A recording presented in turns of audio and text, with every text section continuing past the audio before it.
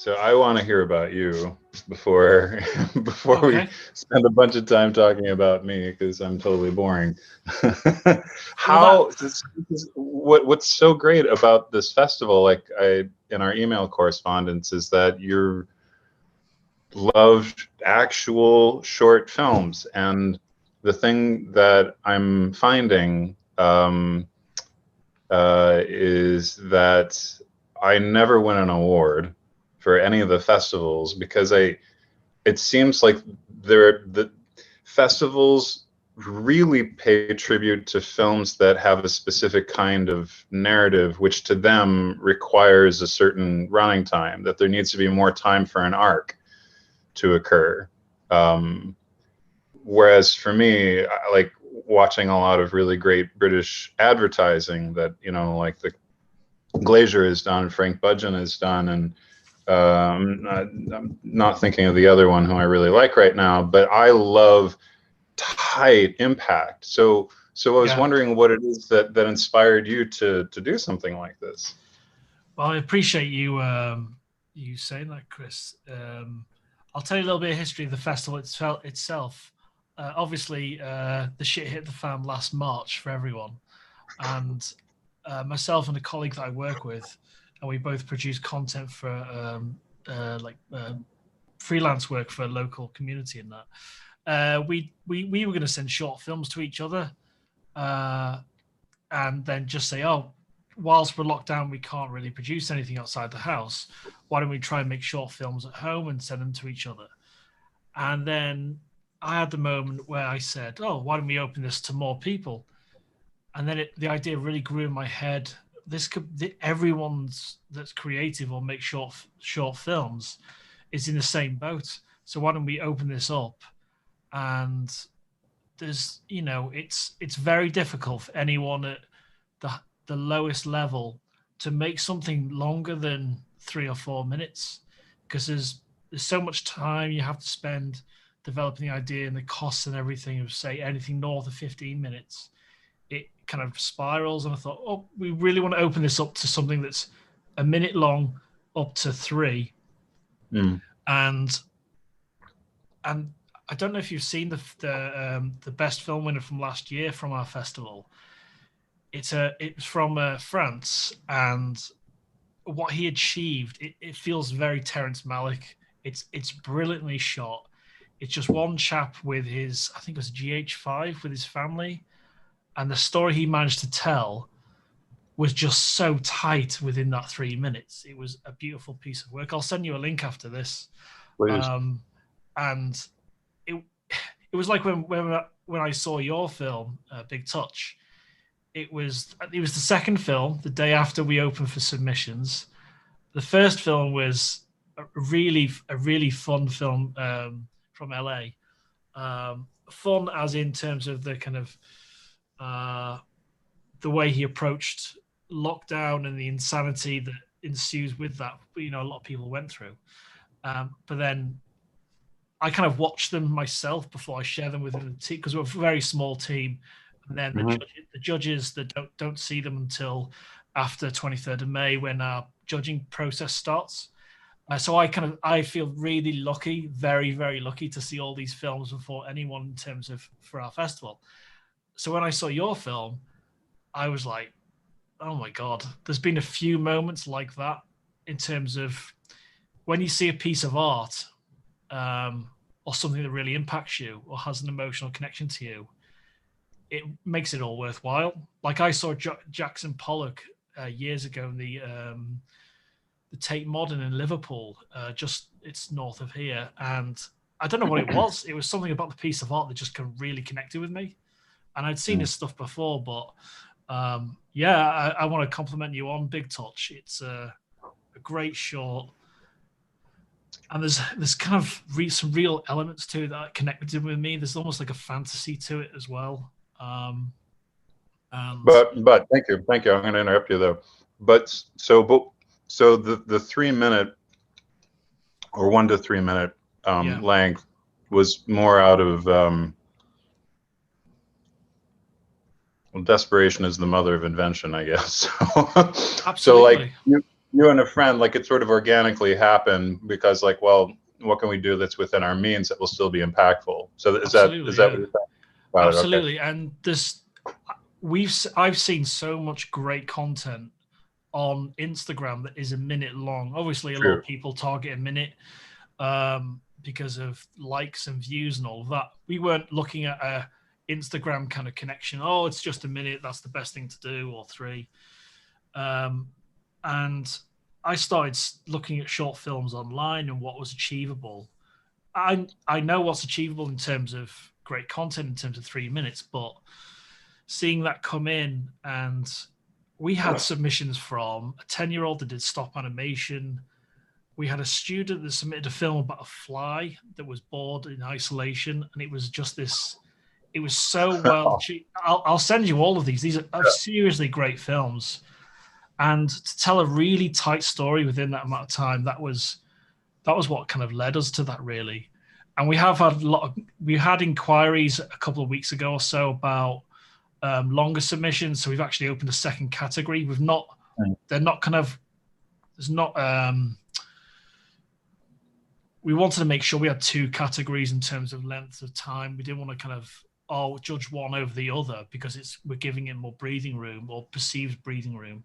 We wanted to, because we just had previous filmmakers and some submissions that I'd seen, and they would send us in.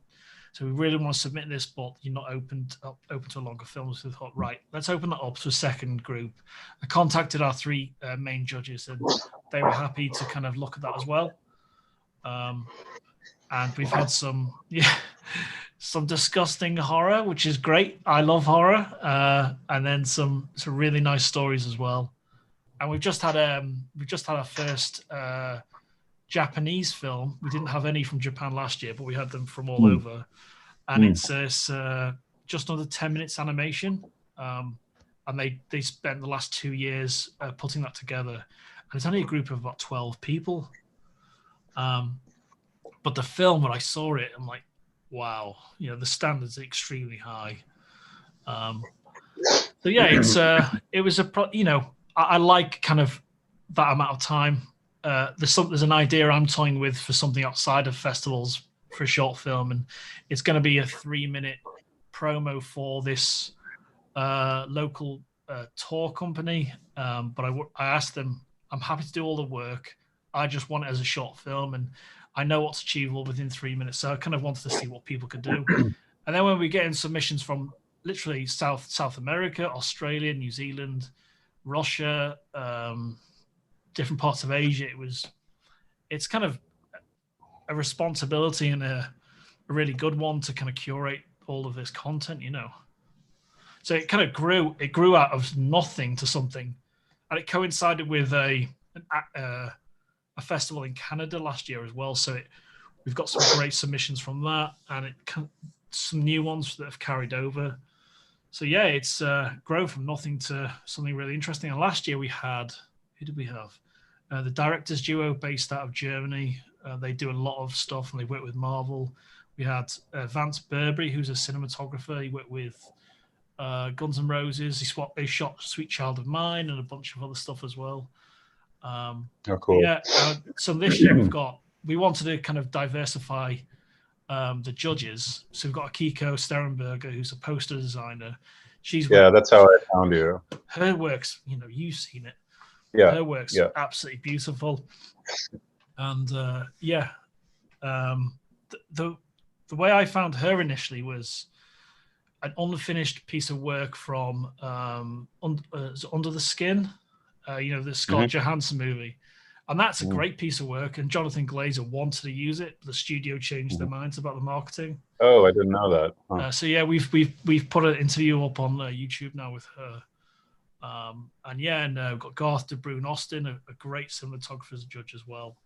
And he's just finished a documentary about poaching in South Africa. It's an absolute pleasure to do it, really. And we interviewed, I think, 37 of our 110 submissions last year. It was too many interviews in the end. So we've reduced that to about 15 this year, just for we wanted to make sure they weren't being released too far after the festival as well. Mhm. So yeah, I really thank you so much for submitting your film Big Touch. I absolutely loved it, and I loved the look. I've got obviously a lot of questions about reasoning you shot it on film and all of that. Sure. And yeah, before we start, what are the four posters on your wall?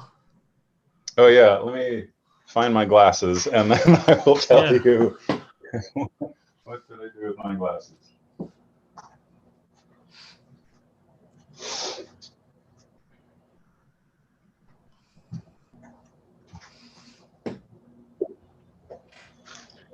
We'll see if you can guess any of them. Oh, I obviously I can see the title of the furthest one on the right, but I don't.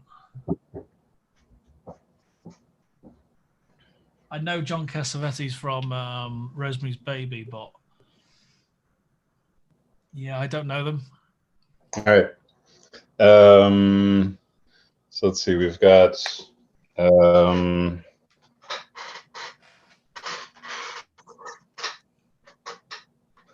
Love Streams is there, which was Cassavetes' last film, and then that is Truffaut. It's the last of the Antoine Doinel cycle, which was Bed and Board, and then that one is Pacino's first film, Panic in Needle Park, and then the one behind the lamp is called Score by Radley Metzger.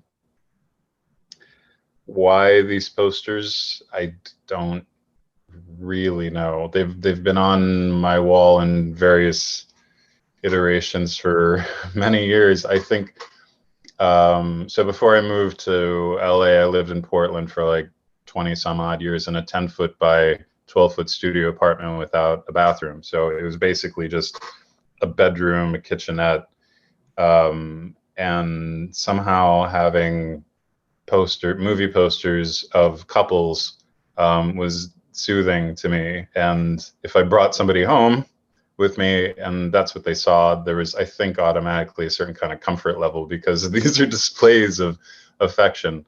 So I just these are the images that I'm comfortable with. Although I absolutely my two favorites that are on the wall are the Cassavetes film. Anything by John Cassavetes is I can watch for the rest of my life over and over and over again. And then Score, which is more of a guilty pleasure than it is a great film. But the reason I decided to change my life completely by moving to LA was because on the what was it? I think March 31st, 2017, I had a bunch of friends over. I should qualify that I'm a Withnail and I fanatic. And in 2013, when Richard Griffiths, who plays Uncle Monty, died, it started a new tradition of always having an Uncle Monty memorial roast on the 28th of March. So in 2017, I had the usual friends over who also love Withnail, and I cook. So we had like a standing rib roast and potato pave and like a pavlova. I always imagined that if that Uncle Monty, like his favorite dessert would be a pavlova because it's meringue and kind of feminine and with cream and like passion fruit over the top of it. Anyway, so one thing leads to another and an all night of dancing, and then woke up in the morning and found out that Radley Metzger had died. Radley Metzger may have described himself as a silk hat to the world of porn chic in the 70s to Russ Meyer's Sow, who would wear the hat. So all of his stuff was very elegant, and he partially believed, maybe jokingly, that so long as the characters in his film were in evening gowns and bow ties, nobody would be offended by the sexuality.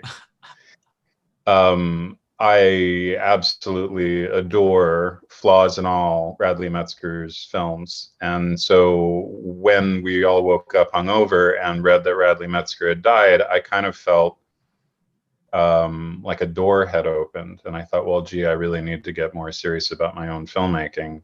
So I applied to the American Film Institute and got in, and I thought that that would sort of somehow get me on the path back to filmmaking. So that poster is always a reminder of why I'm here, Yeah. not to lose sight, which I often do, just because it's a very difficult journey of what it is that I want. I mean, what really was making him unique at the time too was that the erotica that he was seeing in mainstream filmmaking when he was growing up was always shaming the female protagonist for having those feelings. And he just thought that didn't work at all. And so if you watch any of his films, his allegiance is to the female protagonist's sexuality, and that as a demonstration of her freedom. And it's always the cuckold man who's falling at her feet is always the weaker one. And I've just always liked it. Like that's always just been the turn on for me. Like emotionally, that's a great turn on. Yeah. I'm more interested in a woman who's like totally owns her sexuality, and then the man is like, oh, I don't know what's going on. So he's, and I wish, particularly right now with the way that things are, that he would make a comeback, that people could go back to his films and go, oh, you know what? There were some films that were being made that are sexual and funny and are driven by a female narrative. So that's why that one's up there. So sex is on one end of the wall, and then love is on the other end of the wall. I love the idea of that comfort you kind of had on the wall. And I guess that you can, like, I wasn't ever passing judgment when I was in university in terms of the film course that I was on, but you always kind of thought, oh, what's everyone got on their walls? Because I knew everyone would have posters, and there was this kind of, even though it's a good film, but everyone seemed to have Scarface or certain movies, and kind of I made great friends with people that had really small, like different kind of old posters. Like I had, what did I have? I had a Torn Curtain poster I bought. It was an original Torn Curtain poster, and I ended up, my best friend to this day, our first chat was about this poster when he saw it, and that's kind of got real reverence for me. And then October last year, I ended up working with the chap who was the production designer on Torn Curtain with Hitchcock, and it was Joe Alves, who was the production designer on Jaws and Close Encounters, and he was a judge for our horror festival. So it was a real kind of head spin, and so yeah, I've got a real connection for many reasons, where I bought it, who I was with, and then yeah, and Joe said to me, yeah, I'm happy to sign it if you want me to send it over, but I said it's a bus stop poster, it's massive, so it'll be a real issue sending that over. But yeah, it was so yeah, I could totally understand why, you know, there's certain things. And like I've got a John Carpenter European tour poster here because I'm a huge fan of his work, because I like kind of the small budget horror. I'm a huge 80s fan, especially horror. And yeah, and I've got my Third Man poster just at the back here, because I love a real mix, a real mix. And what I like about the score poster is the kind of design aesthetic of that. I've got a family plot poster as well, and it's not the best Hitchcock film, you know, it's last. But it's just something about, it's a beautiful piece of work, the actual poster. So yeah, I can definitely see the reasoning behind, and it's got, you know, real memories in that as well, especially, you know, having them for such a long time. When did you kind of really start making films? Was that did you make films in Portland before you moved to LA? Yeah, Um, Geez, wow. How, when, where did I start making movies? I kind of don't know. I mean, I was a child of the 80s, growing up in the suburbs outside of Chicago. And so just like you see in John Hughes movies, I grew up around, I was never one of them, but around families who could afford a camcorder. And, and so my friends and I would just shoot everything and anything, and it was utterly boring and useless. And I think that one of the reasons we did that is because my little group of friends were all guys, and for guys, it's easier for them to relate through something rather than directly. And so it was a way to have a shared experience, which was very cheap and entertaining to us. But I mean, it just didn't amount. You know, you look at like Sam Raimi's early work, and it wasn't organized like that in any way. And I don't have an explanation for why, other than it was just a way for us to see each other in a different way through a camera and then on a television. So, but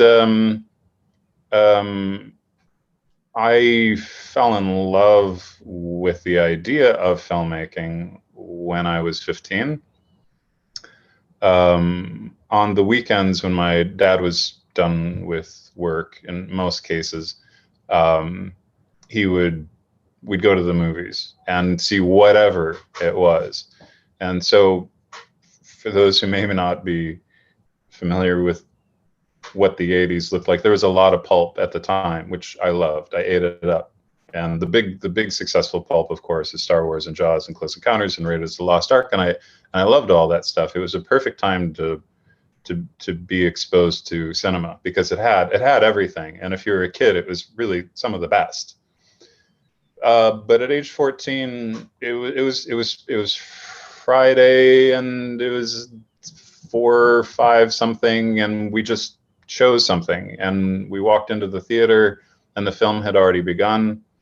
And I remember really vividly walking down the aisle and just seeing a big close-up of fingers on an old, well, now it's old, but a cable box that changes between channels, and then it cuts to a man on a sofa as he's bored out of his mind, and then he opens up a copy of Tropic of Cancer by Henry Miller, and there's a woman's phone number in there, and he makes a call, and then it sets him off on this adventure.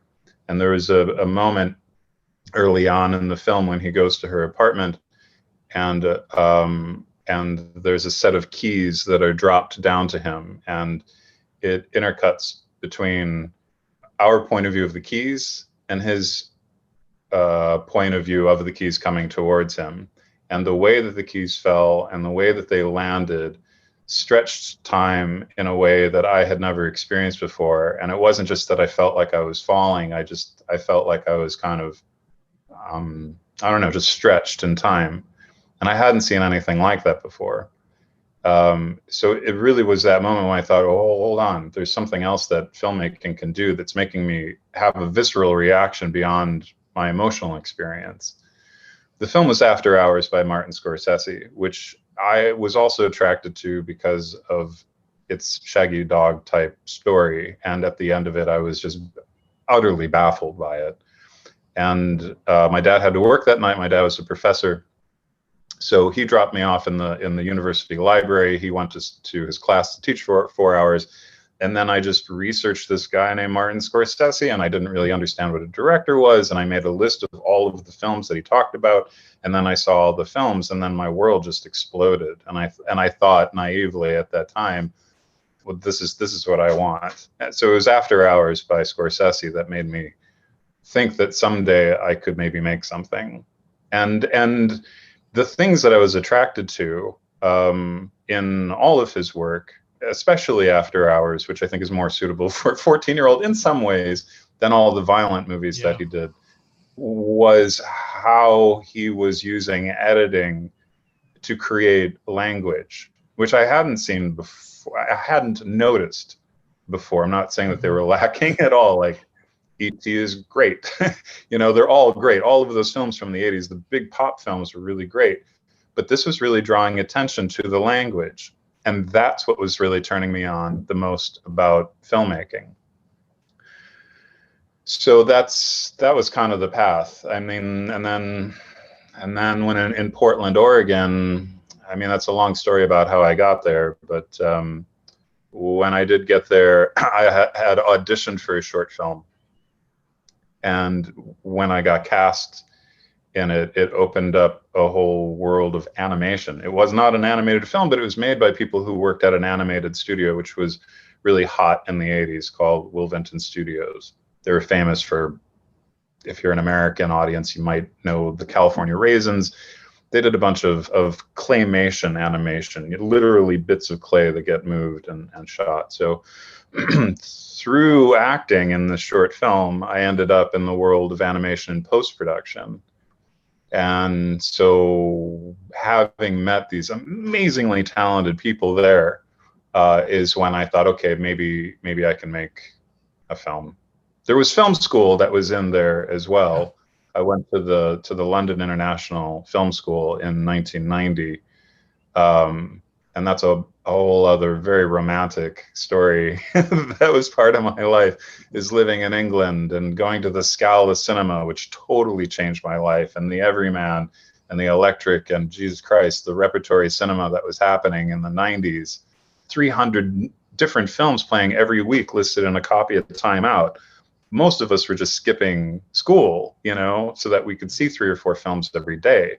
It was amazing. So a huge part of my education has just been from the exposure, the broad exposure to films, which I wouldn't have been able to see in the theater had I not lived in London during the 90s. So yeah, so that's sort of an abbreviation of the lean years.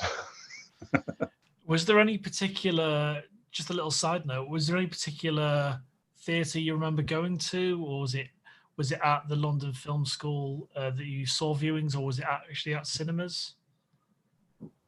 The Scala. The Scala was my life. The Scala is still my life. When Jane Giles released her huge coffee table book, I have 4 copies. I kept one for myself and I gave the other 3 away. My girlfriend has the T-shirt, the replica membership card. I am in touch with Jane Giles. I love the whole thing. I mean, they were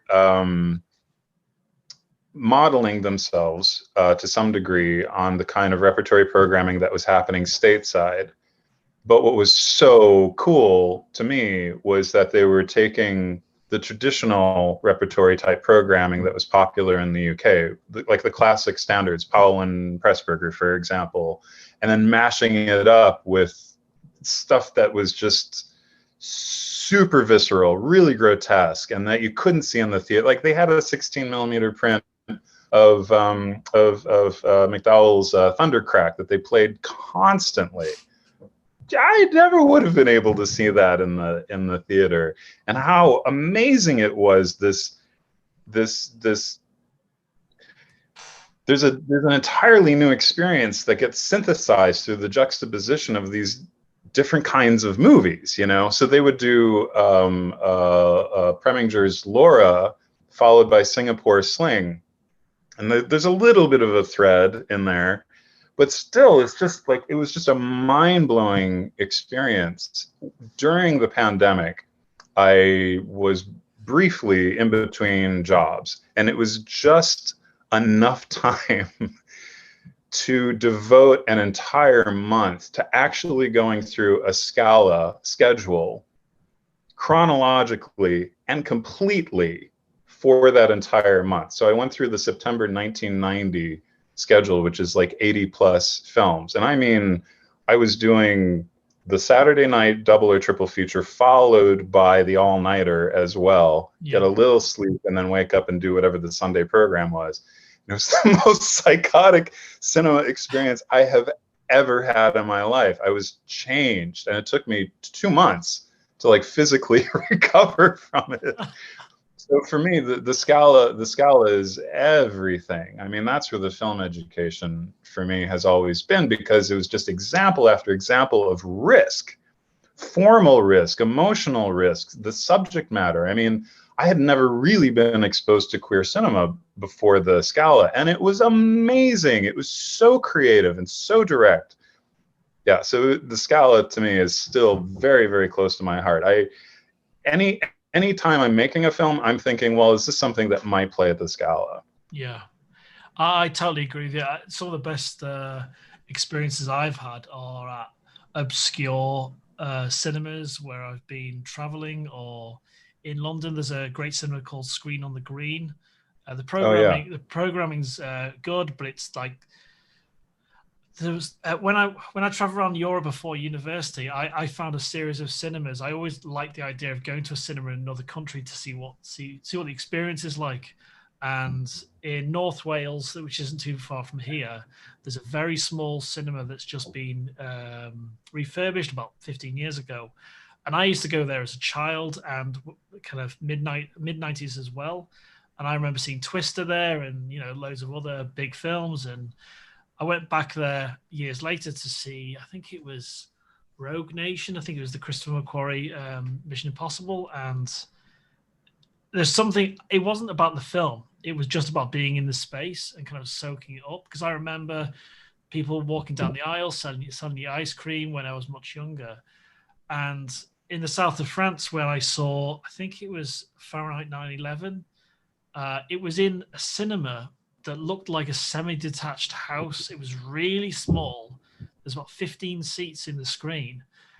And again, it wasn't necessarily about the film. It was about the actual experience itself. And that's, I've thought about that as well. How would this play out if I made a short, like I'm making a short film now, and I've been extremely lucky who I'm working with, because all the costumes and everything, it's being supplied by the company that worked for this tour company, and they're really high-end costumes. They look like period. And I thought, how is this going to play out on a cinema screen? So yeah, I absolutely, I totally agree. The Scala's amazing, and there's one or two in Leicester Square. Like I love. It used to be a Cineworld, and now I think it's another big company. But they've got underground screens, which is hugely appealing to me. Cool. And Cool. just I've never been to anything like that. yeah, it used to be called the Empire Cinema on Leicester Square, but there was one in New York I went to as well. It's underground, and there's something really kind of cavernous about going down to the screen and experience. Sure, because you're leaving this world and going into an underworld. Exactly, Yeah. And that's the biggest appeal of cinema, isn't it? The escapism. And yeah, I had how cool too that there's an entranceway that when you go through, the space itself is already starting to transform you. I had read I think this is right, in Peter Gabriel's biography, something about how they had experimented with that, I think with Genesis, that people would actually have to crouch down in order to get into the venue first. So it's literally briefly transforming you. You're having to engage with the space physically first. Yeah. So I love that stuff, and I think that's part of why the Scala was so thrilling, is because it was the opposite. You had to go up, added to the fact that the King's Cross tube ran every 15 minutes underneath it, so the theater would shake. Yeah. Plus cats were running around. The first time I ever saw The Exorcist at the Scala, one of the cats, Houston, its tail brushed underneath my leg during one of the scariest parts of the movie, and then the theater started to shake because of the tube. Like, that's cool. I had a very similar experience watching the Innocents. Have you seen The Innocents? The film with Deborah Kerr? Yeah. And every time I saw my own reflection in a window, and then I just like absolutely just had this kind of horror shock in me. And then I watched the series Haunting of Bly Manor, and it's really inspired by The Innocents. And that's the same shot they use when she's hiding behind the curtain from the kids. And I'm like, I know what's coming up. And then it's this, I remember all these memories of watching The Innocents in the cinema. And so, yeah, it's those little moments. There's like I used to work as an usher in two different cinemas in Manchester and Chester here. And there was something quite special about that, being in the screen, knowing how people are going to react to certain films. And the craziest thing that happened, it was a 6-screen cinema in Chester. It was a really nice seat. Wasn't the stadium tiered seats. It was like just like a slight gentle curve decline to it. You know, there was really well sculpted screens in terms of the layout. It's not like anything now. And we were playing Stigmata, and screen 1 and 2, the way they project, it was all projected on film at the time, went from one projector to the other. So they actually used 2 projectors on 2 different screens, but they had one reel. Brilliant idea. It was such a crazy system if you saw it upstairs, because it actually like went around a corner. It was a crazy system.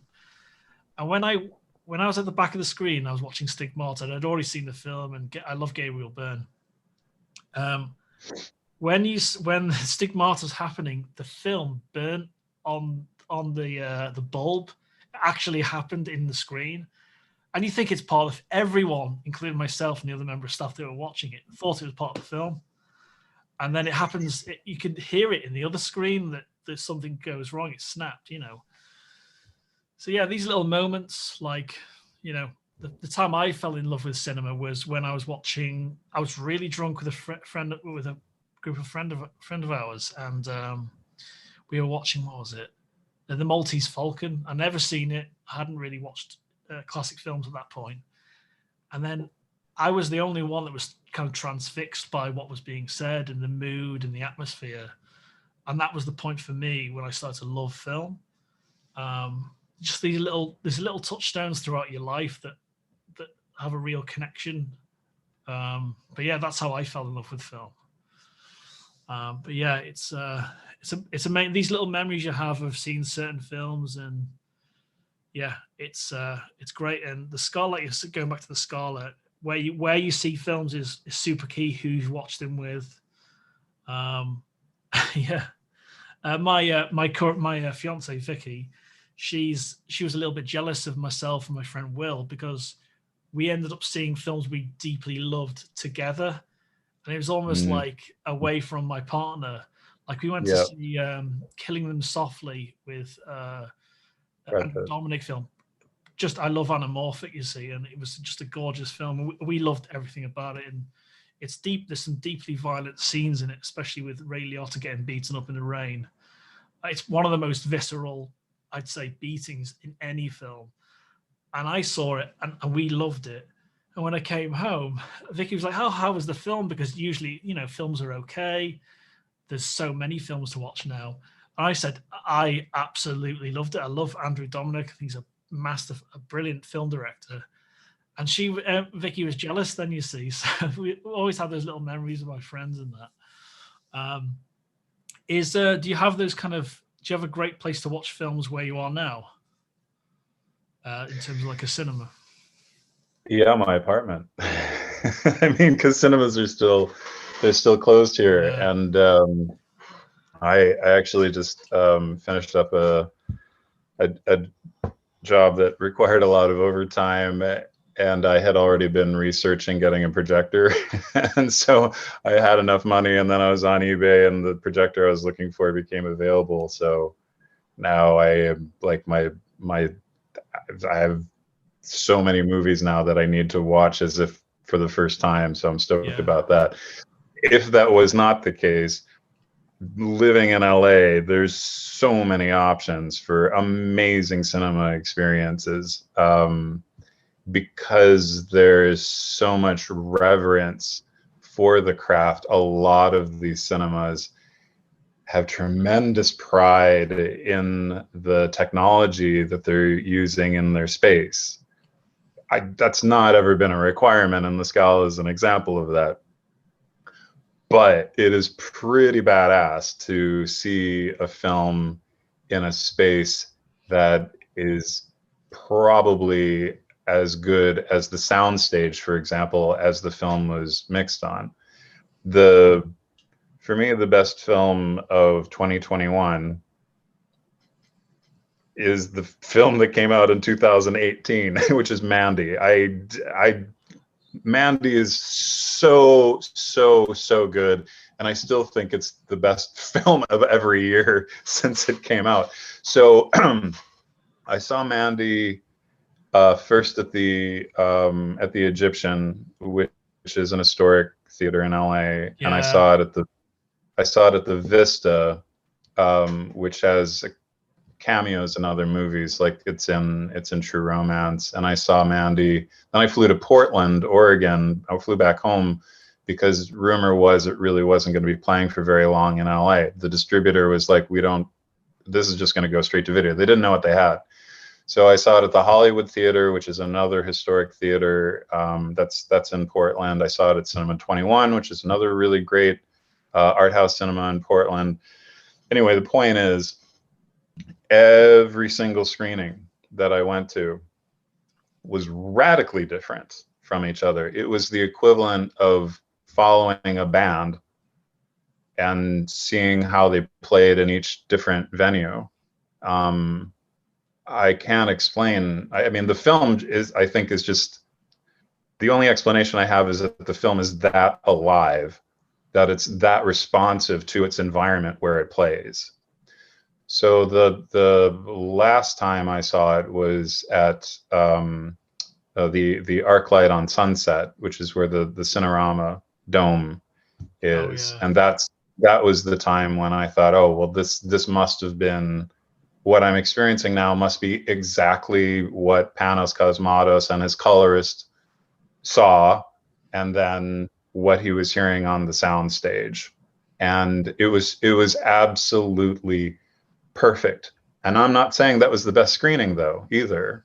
Sometimes those limitations, I mean, kind of the whole thing we've been talking about is how does the audience interact with their space, with one another, and the film. They all go together. And that's the thing I'm obviously missing when I'm at home with this new projector, is that as I'm going through my library of favorite films, I'm feeling a certain kind of objectivity that I wouldn't feel if I was seeing it in a cinema. Yeah. So it's more of a technical appreciation than it is an involvement. So yeah. Go ahead. Oh, sorry. Yeah.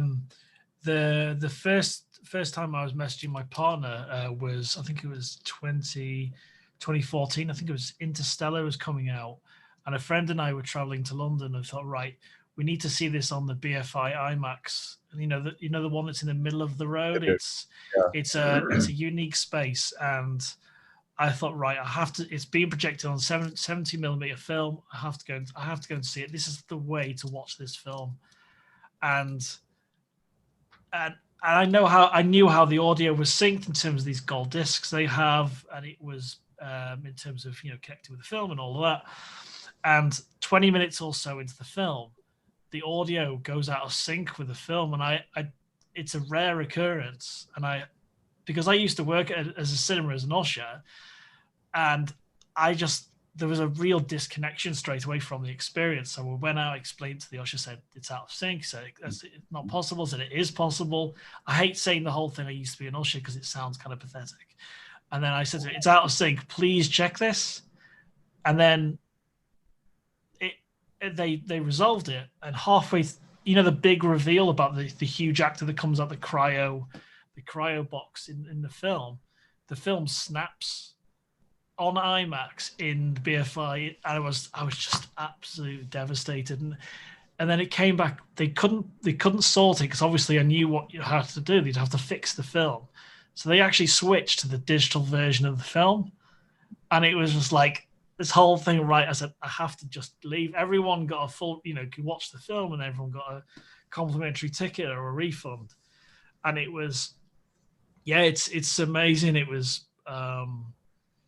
It's the shared experiences. Like, everyone had the shared experience of it being really dreadful screening. It's interesting. And like, if I go to see a film with my parents, I need the experience to be great for them, because they don't go very often. It's really interesting you say, when you watched Mandy, because Mandy's amazing. I watched it with all the lights off because I knew what I was kind of going to watch, because a few friends of mine who I like their taste, they said, you've got to buy this, buy it on Blu-ray, watch it at home, because I didn't manage to see it in the cinema. And it was like a dream watching it. I felt like I was in a dream. It's just a beautiful film. And I think Nicolas Cage has made some really interesting choices, especially that and Color Out of Space. I loved watching that as well. Same editor, Brett Bachman. Yeah. And it was like you say, the color, just like the kind of nature of it. When I've got an experience like that and I don't necessarily understand everything, it doesn't really matter sometimes. It's kind of let the film wash over me, and that's what I got with Manda. I thought it was a beautiful film. So what I've just to kind of take it back to Big Touch. Did you have that experience of different kinds of audiences watching your film? Because from my point of view, I think it would be completely different from someone else's in terms of the experience they get. What was the kind of the feed? Was it the same kind of feedback you were getting? Was it kind of radically different depending on which kind of festival we're seeing it? Oh man.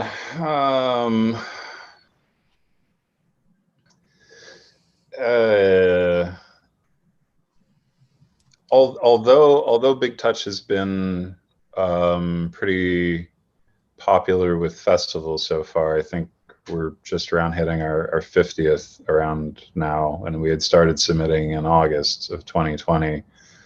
I have no idea how to answer that question, unfortunately, because everything is online. Yeah. I don't find that at best, maybe another filmmaker who's in the same short film strand might follow me on social media, and that's it. So that has been the hardest part about being a filmmaker and getting a film out into particularly a short film, is that I'm just absolutely lacking any kind of audience response. And as much as it's always a very important first step for the festival to say yes, in the end, I really do want to have an answer for you. Yeah, That's you the whole you want to be at the back of the screen, don't you? You really want to get a sense.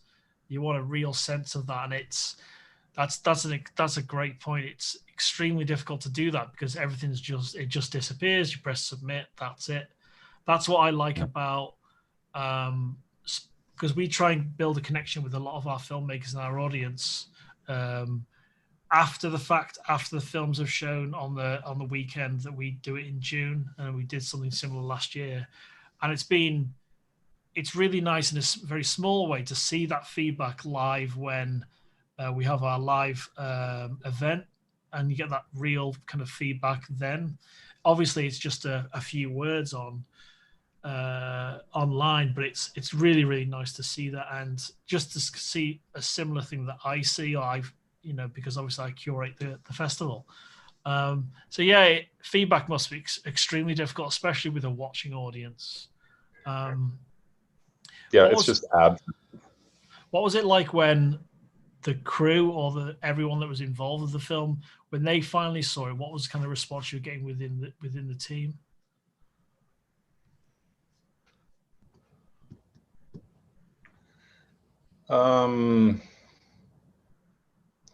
Well, I think I'd like to give you the long answer for that, which includes what the experience was like making the film with that crew first.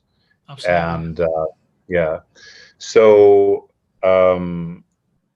because that's just an easier question for me to answer, because everybody who was involved in the film was also so busy with other projects.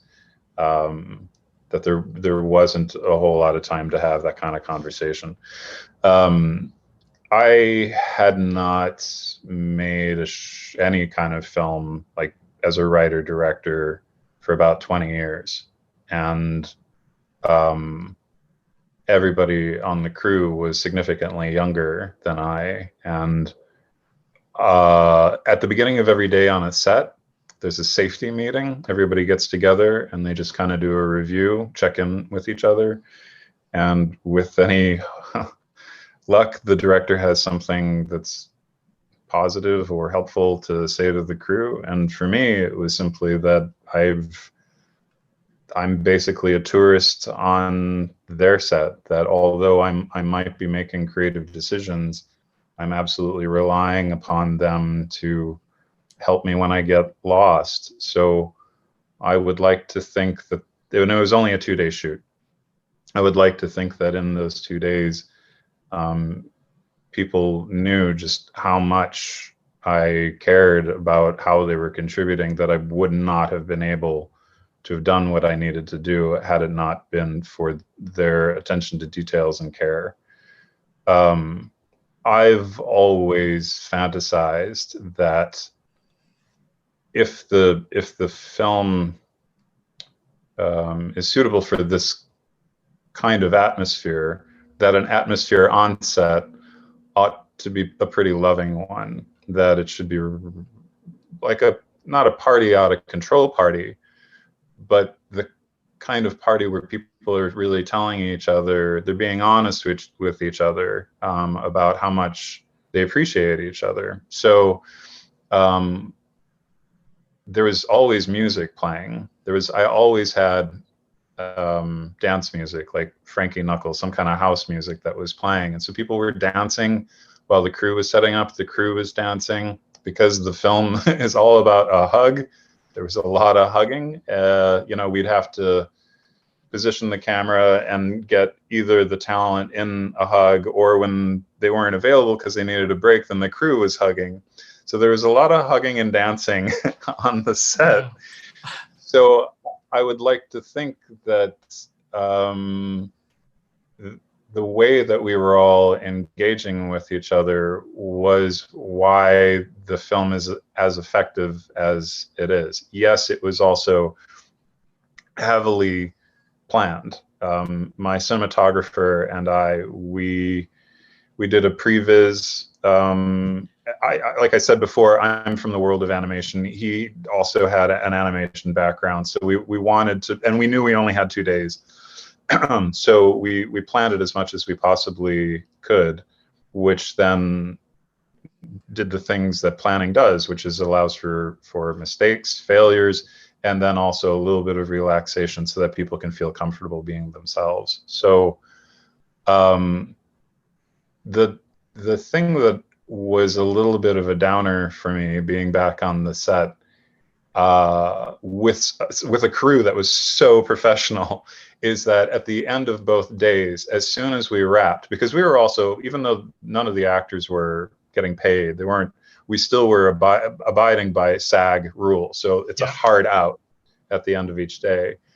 So as soon as we wrapped, the crew was still working. And then I remember just sitting there feeling like, where are the hugs? Where's the dancing? What can I do? I'm just here, and I can kind of help out, but that was, there really is something that, like, the magic happens between this minute and then this minute, and then everybody is done. and I love cinema so much that when I'm watching movies, I forget that it's a construct myself. And I forgot again on set that I was making the construct, but it didn't stop me from feeling kind of lonely on set, that I wanted that party to continue, and I wanted friendships to, like, go beyond the day, which I don't know, maybe that says more about me as a person than, but I maybe that is a common experience that people have as head of departments. I don't really know. Then the other thing that I remember feeling as I sat there watching everybody else was, and I'm saying this because I absolutely would not be who I am if it wasn't for Jim Henson, but I really wondered if I was ever going to have a vision that was outside of the realm of what can be found on Sesame Street. I mean, to me, like the use of colors that we were using and the sentiment behind it, although it's honest and simple, maybe because of its honesty and simplicity, I just thought, oh, maybe I will never get to that place where I can do something that's as complicated as Cassavetes or as provocative as Radley Metzger. Maybe I'm stuck in this semi-arrested development in my own creativity. So coming back to like an audience response, I was just thrilled that my doubt was that it dissolved from how much it was just opening people's hearts in a way. I mean, when people have talked about it, they've used the word pure, and I can't think of a better compliment. Like, and that doesn't mean just pure in its intent, but pure in its execution as well. So that's really all I ever want, is for a future audience to feel like somehow a little bit more free, and that they've been given permission to be more emotionally honest with themselves, and that there is nothing but strength in vulnerability. Yeah, absolutely. The color in the film, how was everything kind of planned as part of the previs, or is it the kind of palette of the film? Was that a mixture of in pre-production and in post? Because the colors when I first watched the film, I first started the film, I was in the kitchen, my little dog was with me, Frida, and as soon as I started it, I thought, I can't watch it on this TV. I have to go in the living room. I have to put on the OLED screen. I've got a surround sound. I have to watch it on that. That's my initial thought when I started the film. I thought, I have to watch this the best way I can, because I felt like I'd be doing the film a disservice. That's how I felt from it straight away. I thought, right, I have to go into the room.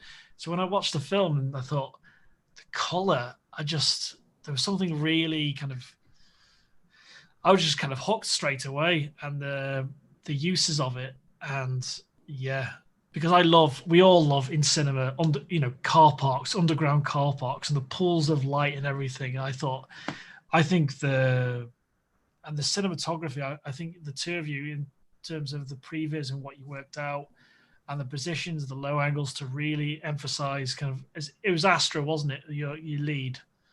I thought she did an amazing job, and I see on the film Freeway that it was her first film, and yeah, the way you shot her, and there's this almost kind of magical fantasy moment where the technique you use when she goes to touch the chap on the shoulder, I love the kind of movement. There was something really kind of surreal about it, and yeah, and the most engaging moment is obviously when his body settles.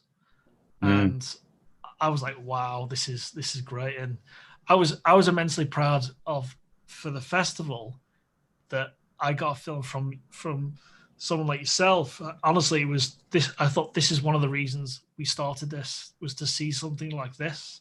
Honestly, that's the best compliment I can pay you. Is like when I saw that Fly film last year, this young student made a black and white animation, and he put so much work into it, and just about this life of a fly during isolation. I thought, yeah, that was the moment for me last year when I thought it was worth all the work, all the admin, because there's a hell of a lot of admin. So thank you so much, Chris, for submitting the film. It's a beautiful piece of work. Thank you. Well, that's deeply meaningful to hear. It's been a real. I mean, I want to get back to some of the thoughts that you were expressing about the film, but it's been I think for any filmmaker, it's a real journey in getting the film out to an audience via festivals, because it's easy to think, well, why isn't my film getting into this festival and that festival, when in fact each festival is it's kind of a living, breathing thing, and you don't always connect.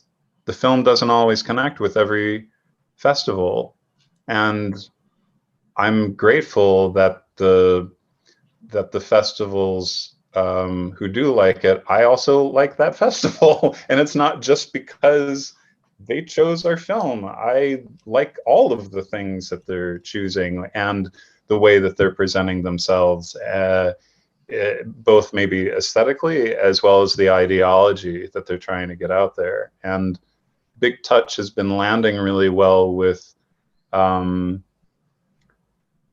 fantastic film festivals, which is a surprise to me because those tend to lean towards gore and sci-fi, you know, so it's either high concept or you know, death. And then for Hugs to somehow find a home in that world just is kind of a mind-blowing thing.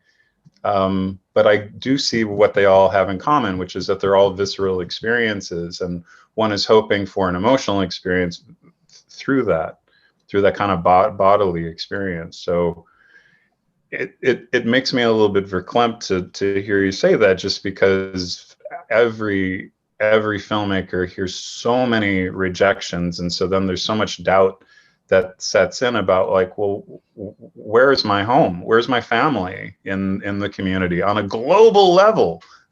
Which is that's huge. Where do I fit in the entire world of film? It's a huge thing. So thank you for saying that. It really means a lot to hear. All of us will feel that way, and I'm happy to share that with Astra as well. I thought it was the kind of the softness to there's certain elements to it I love, like the softness to the catchlight in her eyes and her expression at the end, and there's no I don't want to kind of spoil it for anyone that hasn't seen it, but it's my initial thought when I look back at it is, why this is just a kind of internal processing once I watched it a few times. Like I love how you use the sound of the lift button, but you don't hear the sound of the mother or the child.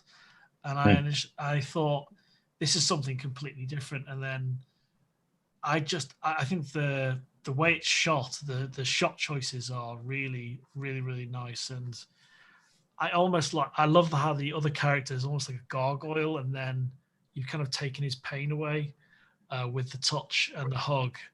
And I don't want to get too emotional about this, but I contracted COVID in December, and I had full-blown pneumonia. I was in hospital for 2 weeks, intensive care, all of that. And I actually got my test results on the day I was supposed to get married, and it's been cancelled twice. So there was flowers around the door. I was getting wheeled out of my house in a wheelchair. I went to hospital, and that was Christmas.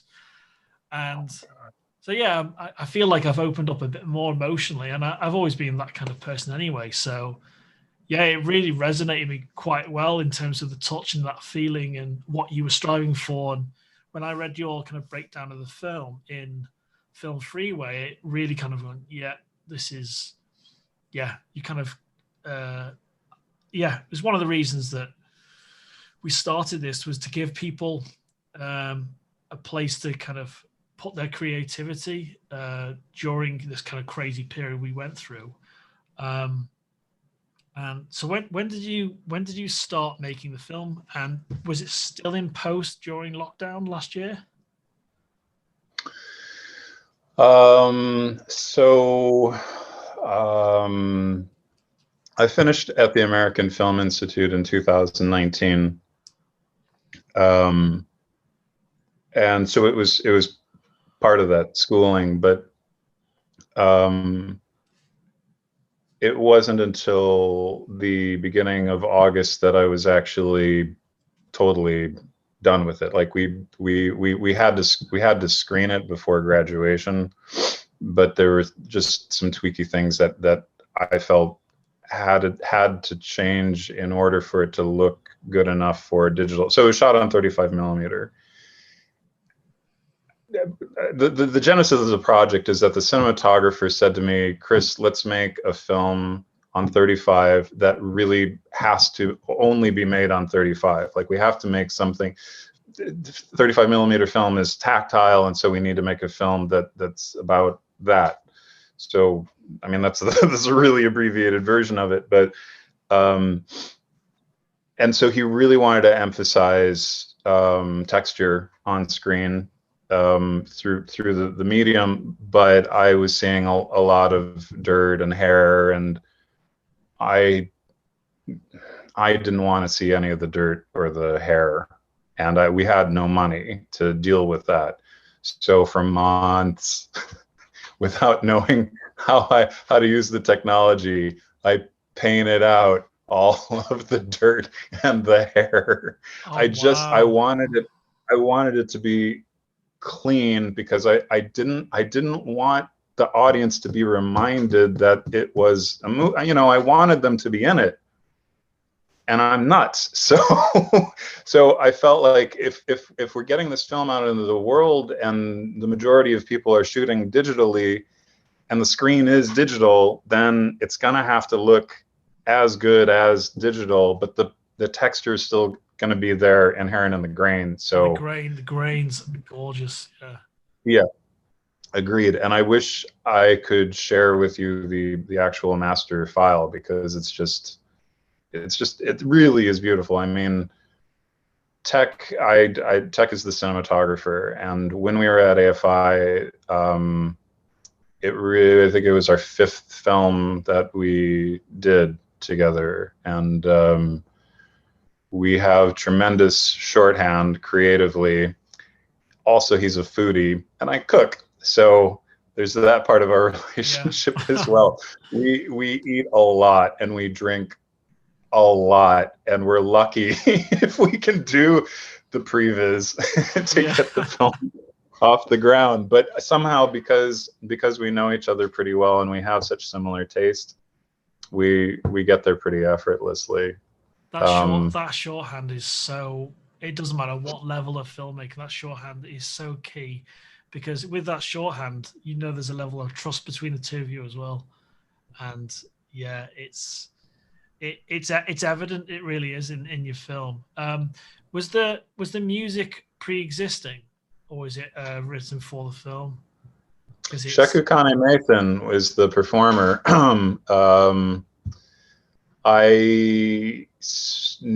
I had written the script, and I thought this whole thing is going to hinge on whatever the music is. I had read a long time ago in my leaner years that Kubrick felt that there was absolutely no reason to ever hire a composer for anything, because there has been so much great music written over the centuries. It's just a matter of going back in time to look for it. I've always remembered that, and I always thought, I don't have the money to hire somebody who's really great anyway. So I found that piece of music first. Then I saw that Sheku Kane-Mason had performed it, and I was like, oh my God, like, it's a great performance. It's a great recording. He's still a somewhat new artist as well, so we thought that the licensing would be doable, and thank God they were accommodating to us that we could use that. And we designed the film around that performance. Yeah, it has this kind of, you could almost hear the performance in the space in terms of the actual car park itself. That's how it felt, and it had this kind of real kind of clean air to it. And yeah, I absolutely loved it. Yeah, I think you produced a great piece of work, Chris. I think it's really, really nice. I can't wait for more of the people I know and the filmmakers that have submitted. I can't wait for them to see it, because I think and I really, really enjoyed it. And I don't have a huge casting say in terms of casting votes or choices or anything like that. But because I'm just emotionally honest when it comes to film, I'll tell you when I hate a film, and I'll tell you when I love a film. Like I sometimes come out of this cinema raging about something, or like I've wasted 2 hours of my time. Like the last Indiana Jones film, I was like seething for days because I felt I felt it was a violation to me, to my eyeballs. Alex, that is such a long harboring resentment you have, Oh because that yeah, was yeah. like 20 years I know. ago or more. I know. I'm like, what am I seeing? I know. I need to let these things go, as my partner says. I need to let these things go. But yeah, but when you see a great film like Mandy or Color Out of Space, it kind of really puts me back to there are really enjoyable films. There are great films still. There is new ideas, and it's so difficult to see. Like indie films have kind of, it's really difficult to get a film greenlit, as you know better than I. But when you see small films doing really well, like I watched a film. I think it was Akiko did the poster designer did the poster for, I think, Cop Car with Kevin Bacon, and it's such a great tight short small budget film, but absolutely compelling. Because if you haven't seen it, you should definitely watch it. There's two kids find this police car, and Kevin Bacon's the police officer in it. It's a wonderful film, and it kind of reassures me there are great ideas still happening. And that's what I loved about your film. I thought it was, yeah, I really enjoyed it, and I can't wait for Nadia and Michael and the other people that are part of the festival as well. I think they'll absolutely love it, because Nadia, who's a content curator, she's like, don't give me any spoilers, don't tell me anything. I want to watch everything in one hit. Like, I wouldn't watch everything in one hit. I'd watch over a week, because last year we had quite a lot of submissions. So when you watch a glut of films or films throughout the night, like at the Scala, you get this, you have this otherworldly experience. Because I've done all nighters, Mystery Science 3000, and yeah, your headspace can be somewhere else, when you're watching all nighters. So I've said to the team, the few members of our festival team, don't watch everything at once. It's just, because you're kind of, I don't think you do the filmmakers justice, and then we want to make sure our judges see them the right way as well. So we're kind of working all that over the next few weeks or so. But yeah, thank you again, Chris, and thank you for being part of this interview as well. Since I saw the film, I was like, I have to speak to Chris about this film. But yeah, so yeah, just one little last thing. What's the HBO animation show you're working on? I had been on a reboot of a series called The Boondocks, which was a popular, I can't remember what year it went off the air, but I think it was on for 4 years. Was that Funny or Die? No.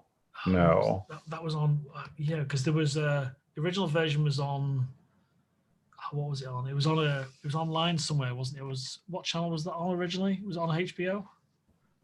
No, it wasn't HBO. Maybe it was in the States. It was, I think, I don't want to speculate on it. I'll get it wrong. Anyway, okay. So I was on Boondocks, and then the pandemic hit.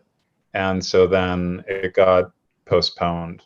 And so that was when I had like a couple of months of no work. And then that's when I watched all the Scala films.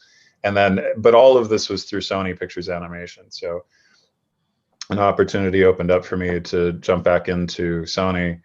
And I've kind of had my finger in practically every project that they'll be releasing in the next 2 years. Somebody had told me, I didn't know that. Somebody on the tech department was like, you've worked on Vivo, you've worked on Mitchell and the Machines, you've worked on this and that.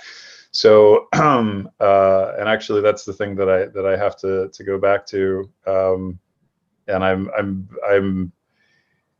I'm so lucky to be employed in my industry right out of school again. And all of the people I work with at Sony are so sweet and professional and so talented. I'm just so blessed, during this time when, including yourself, it's been really, really, really rough.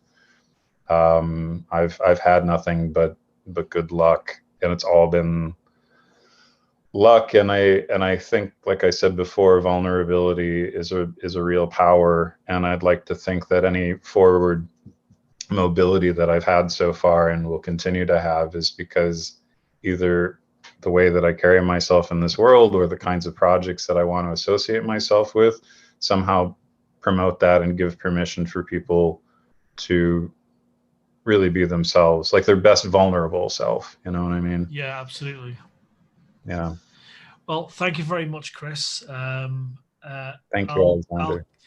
because I know everyone's work's ramping up, and especially what you've mentioned, things will ramp up quickly and things can get very busy. But I'll keep you updated Okay. when little decisions are made, how we're going to showcase the films, making sure all the filmmakers are happy with what we're doing with little clips with the films, and making sure everyone's happy with that. So we won't really do anything for the live event until we've spoken to all the filmmakers and without trying to spoil things as well. So yeah, it should be really interesting in the next month or so. And then we have our live event on the 27th of June. And then we're hoping to showcase all the officially selected films on the Saturday. And then we have a live event, which is a monster to put together. But we did it last year, and that was fine. And I'll tell you a little thing that happened last year as well for the Hellbound Festival. So we had Joe Alves, the production designer of Jaws, my favorite movie. He was one of the judges, and we had Alex Proyas, who's the director of The Crow. He picked our best film last year for Hellbound, and he sent me a script of what he was going to say about the nominees and which film he picked. And he says, if you need any adjustments to the script, please let me know. Please let me know what you think of my script. And like, I was being sent a script from the director of Dark City, which I love so much. It was just kind of other surreal moments. So we've had that with our current judges. I love Akiko's work. Her work's fantastic. Garth de Bruyne Austin, Michael, and Jessica Chan, who are the podcast hosts of Talking with a Mouthful, based out of Toronto. It's a pleasure working with those judges, and they'll get to see your film, and I can't wait for them to give us feedback and to kind of pass that on. And yeah, I'll keep you up to date with where the festival's up to as well. Sounds good. Thank you so much for your generosity. I really appreciate it. At any time, my friend. And yeah, good luck with Boondocks as well. Thank you. All right, take care. See you soon. Bye-bye. Bye. Bye.